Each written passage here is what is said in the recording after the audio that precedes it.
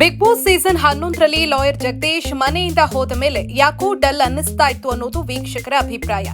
ಇದೇ ಕಾರಣಕ್ಕೆ ಹನುಮಂತನನ್ನ wild card entry ಮೂಲಕ ಒಳಗೆ ಕಳಿಸಿದ್ರು ಲಾಯರ್ ಜಗದೀಶ್ ಸ್ಥಾನ ತುಂಬೋದಕ್ಕೆ ಸಾಧ್ಯವಾಗಿರಲಿಲ್ಲ. ಹೀಗಾಗಿ ಬಿಗ್ ಬಾಸ್ ಟೀಮ್ ಇಬ್ಬರು ಘಟಾನುಘಟಿ ಪ್ಲೇಯರ್ಸ್ ಅನ್ನ ಒಳಗೆ ಕಳಿಸಿದ್ರು. ಶೋಭಾ ಶೆಟ್ಟಿ ಮತ್ತು ರಜತ್ ಒಳಗೆ ಹೋಗ್ತಾ ಇದ್ದ ಹಾಗೆ ಬಿಗ್ ಬಾಸ್ ಮನೆಯಲ್ಲಿನ ವಾತಾವರಣವೇ ಚೇಂಜ್ ಆಗಿದೆ.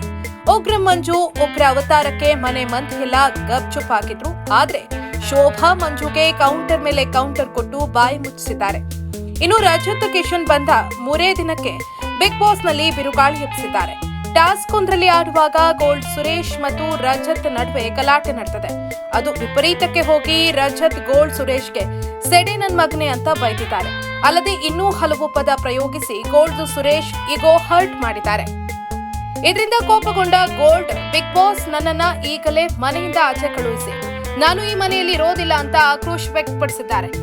ಯಾರ್ಯಾರ ಹತ್ತಿರ ನಾನು ಸೆಡೆ ನನ್ ಮಗ ಅಂತ ಅನ್ನಿಸ್ಕೊಳ್ಬೇಕಾ ಅಂತ ಗೋಲ್ಡ್ ಸುರೇಶ್ ಹುಡುಕಿದ್ದಾರೆ.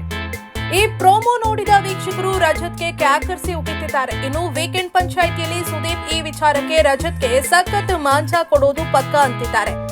ಪ್ರೋಮೋದಲ್ಲಿ ಹೈ ವೋಲ್ಟೇಜ್ ಜಗಳ ಎಲ್ಲರ ಗಮನ ಸೆಳೆದಿದ್ದು ರಜತ್ ಜಗದೀಶ್ ಸ್ಥಾನ ತುಂಬುತ್ತಾರೆ ಅಂತಿದ್ದಾರೆ.